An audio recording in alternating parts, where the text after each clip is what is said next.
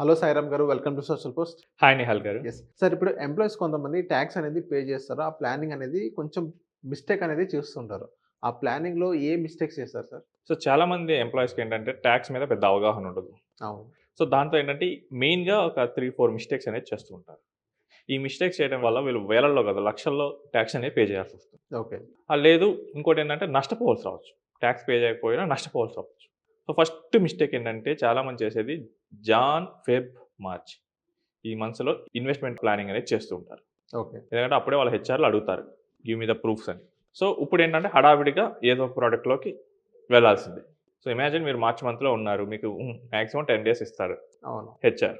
So, ఈ 10 డేస్‌లో మీరు ఒక 1,00,000కి ఇంకా డిడ ఇన్‌కమ్ టాక్స్ డిడక్షన్ కింద ఒక ప్రూఫ్ చూపించాలి.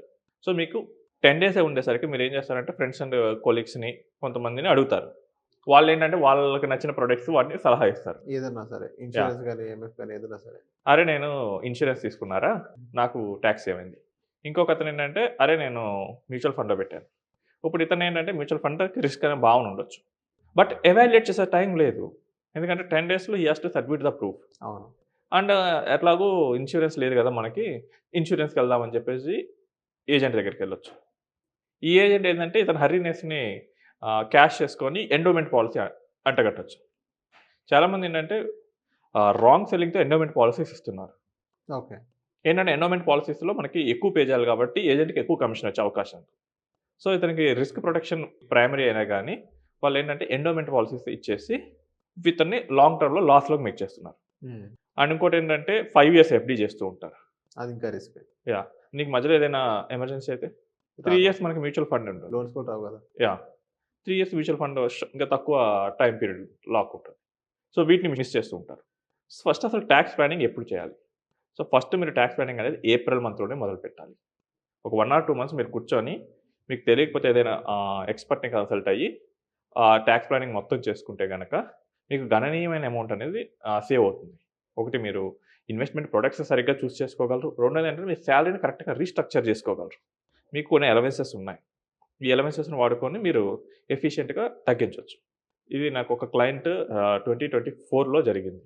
హి is having a very good income. Almost 5 crores. అతనేంటంటే వాళ్ళ డాటర్‌కి ఎడ్యుకేషన్‌కి స్పాన్సర్ చేయాలి. సో, ఆల్‌మోస్ట్ మాస్టర్స్‌కి ఈచ్ ఇయర్ ఆల్‌మోస్ట్ 70,00,000 అవుతుంది. హి కెన్ ఓకే. పే 5,00,00,000 వస్తున్నట్టు పే చేయగలరు. బట్ నేనేం చెప్పానంటే అలా వద్దండి. You take loan. Loan. Loan ఎందుకు సార్?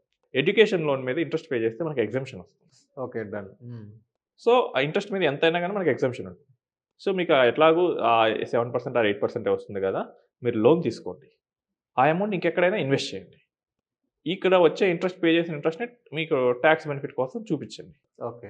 సో, ఇదంతా ఏంటంటే ముందే కూర్చొని ప్లాన్ చేస్తే ఉంటుంది. బట్ మార్చ్ మంత్‌లో చేస్తే ఉండదు. అవును. అంటే చాలామందేంటంటే ఇన్స్యూరెన్స్‌ని ఇన్వెస్ట్‌మెంట్‌గా చూస్తూ ఉంటారు. హ్మ్. మెయిన్‌గా చాలామందేంటంటే ఒక పాలిసీ తీసుకొని ఎండోమెంట్ పాలిసీ అది మనీ రిటర్న్ వచ్చే పాలిసీ తీసుకొని టాక్స్ సేవ్ చేశాను. నాకిది చాలు అని అనుకుంటారు. ఇది పెద్ద మిస్టేక్. ఇన్స్యూరెన్స్ యొక్క మెయిన్ ఏమేంటంటే రిస్క్ ప్రొటెక్షన్. మీకేదైనా రిస్క్ జరిగితే ఈ ఫైనాన్షియల్ లాస్‌ని ఇన్స్యూరెన్స్ కంపెనీ భర్తీ చేస్తుంది. అలా కాకుండా మీరు టాక్స్ కోసం వెళ్తే సో, ఇప్పుడు మీకు రూ. 1,00,00,000 ఇన్వెస్ట్‌మెంట్. అవసరం ఉంది కవరేజ్. మీరేమో రూ. 1,00,000 టాక్స్ సేవ్ చేయాలి. వాడేమో ఏజెంట్ వచ్చేసి మీకు agent or banker sir online company వచ్చేసి సార్ మీరు ఇది రూ. 1,00,000 పెట్టేయండి మీకు టాక్స్ సేవ్ అవుద్దన్నారు. బట్ మీకు అక్కడ కవరేజ్ 20,00,000 అవ్వచ్చు. బట్ స్టిల్ ఇంకా 80,00,000 మీకు గ్యాప్ వస్తుంది కదా! ఇది ఎవరు ఫిల్ చేయాలి? మళ్ళీ మీరు కరెక్ట్ మళ్ళీ టర్మ్ పాలిసీ తీసుకోవాల్సొస్తది. అదే మీరు కరెక్ట్‌గా కూర్చొని ఆలోచించి మెయిన్ గోల్ ఏంటి ఈ ప్రొడక్ట్‌కి? Risk coverage. నాకెంత రిస్క్ కవరేజ్ కావాలి? అలా మనం వెళ్ళాలి. ఓకే. నెక్స్ట్ చాలామందికేంటంటే ఓల్డ్ రెజిమ్‌లో ఉండే వాళ్ళకేంటంటే ఓన్లీ ఏటీసీ మాత్రమే ఐడియా ఉంటది. సో, ఏటీసీ కాకుండా మనకి ఎన్‌పీఎస్‌కి ఇంకా ఎక్స్‌ట్రా 50,000 అనేది మనకి డిడక్షన్ ఉంది. ఓకే. అది తీసుకోవచ్చు. నెక్స్ట్ ఎలక్ట్రిక్ వెహికల్‌కి లోన్ తీసుకుంటే ఆ వచ్చే ఇంట్రెస్ట్‌ని మనం కవర్ చేసుకోవచ్చు. ఓకే. 2 వీలర్ అయినా, 4 wheeler. Yeah! Okay. And education లోన్‌కి గనక మనం ఆప్ట్ చేస్తే గనక ఆ ఇంట్రెస్ట్ మీద కూడా మనకి ఎగ్జంప్షన్ అనేది వస్తూ ఉంటుంది. హోమ్ లోన్ మీద ఇంట్రెస్ట్‌కి కూడా మనకి ఎగ్జంప్షన్ అనేది వస్తూ ఉంటుంది. ఓకే. సార్ ఇక్కడ కొన్ని లోన్స్ అంటే పర్సనల్ లోన్స్ కానీ దానికేమైనా వస్తాయా sir exemptions? So, only home loan అండి. ఓన్లీ అదేంటంటే ఎకానమీకి బూస్టప్ అవుద్దని చెప్పేసి ఆ ఓకే. బెనిఫిట్ ఇచ్చారు. ఓకే. సో, మీరు హోమ్ కడితే మీకు మీరొక్కలే కాదు చాలా మందికి పని దొరుకుద్ది. బట్ అవును. మీరు పర్సనల్ లోన్ తీసుకొని విహారయాత్రకెళ్తే ఎవరికి పని దొరుకుద్ది? అవును. సో, గవర్నమెంట్ ఏంటంటే ఎకానమీకి బెనిఫిట్ అవుద్దని చెప్పేసి హోమ్ లోన్‌కైతే ఆ ఎగ్జంప్షన్ అనేది ఇచ్చేసింది. ఓకే. డన్. అండ్ హెల్త్ ఇన్స్యూరెన్స్‌లో పేరెంట్స్‌కి తీసుకున్న మనకి ఎగ్జంప్షన్ అనేది వస్తుంది. వాళ్ళ ఏజ్ బట్టేసి మనకి ఎగ్జామ్షన్ అనేది ఉంటుంది. And new tax regime, old tax రెజిమ్‌ని అనలైజ్ అనేది సరిగ్గా చెయ్యరు. ఇన్‌కమ్ ట్యాక్స్ వెబ్‌సైట్‌లోనే టూల్స్ ఉన్నాయి. సో, మీకు ఇన్‌కమ్ ఎంత? మీ డిడక్షన్స్ ఏంటి? మీరు ఎంటర్ చేస్తే మీకు ఏ రెజిమ్ బెటరో అది చెప్తుంది.